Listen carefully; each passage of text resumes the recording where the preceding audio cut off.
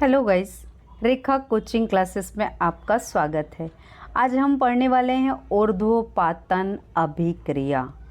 ये विज्ञान का इम्पॉर्टेंट पॉइंट होने के साथ ये जानकारी देता है कि किसी भी पदार्थ की अवस्था किस प्रकार बदल रही है उसको व्यक्त करता है।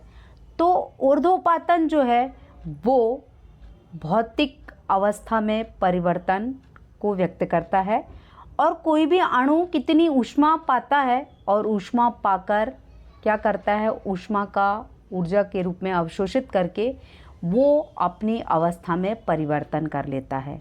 तो आइए जानेंगे हम ऊर्ध्वपातन अभिक्रिया क्या है। शुरू करते हैं हम ऊर्ध्वपातन अभिक्रिया।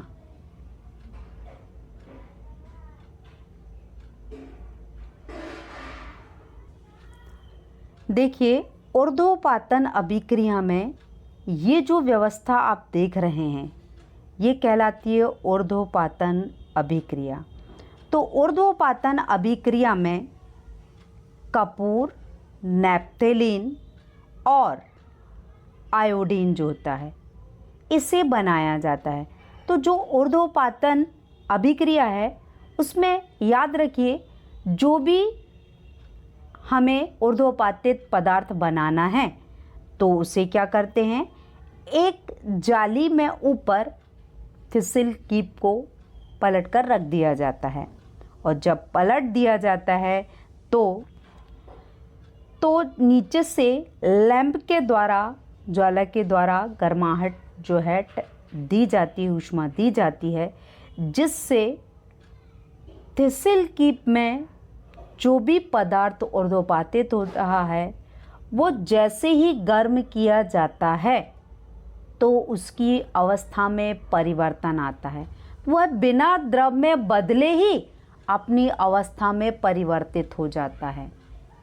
तो आइए हम जानेंगे इसकी परिभाषा कि ऊर्ध्वपातन की प्रक्रिया को किस तरह से आपको रिटर्न करना है।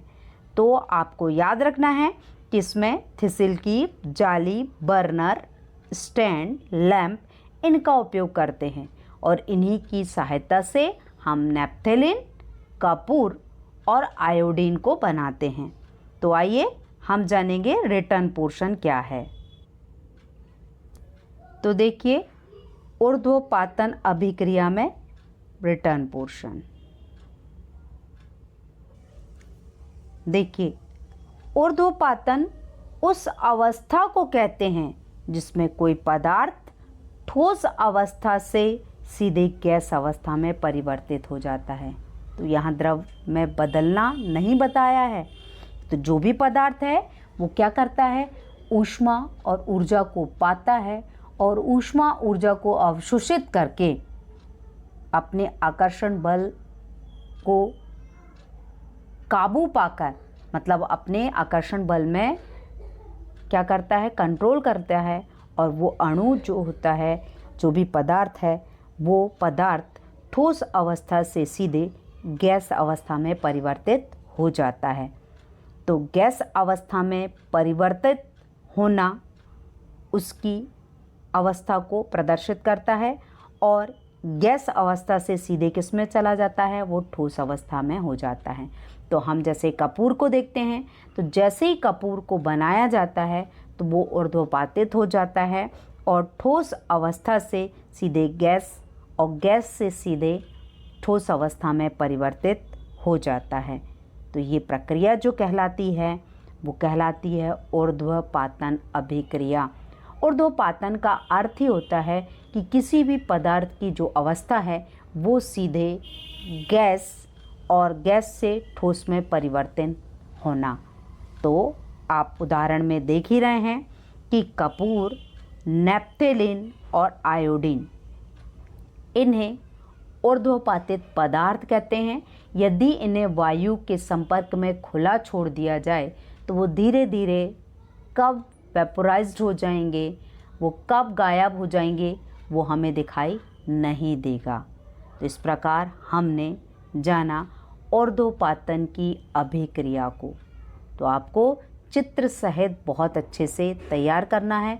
रिटर्न चित्र आपको आपकी बुक में मिल जाएगा। मैंने जो एक्चुअल प्रोसेस होती है उसे ही आपको एक्सप्लेन करने की कोशिश की है।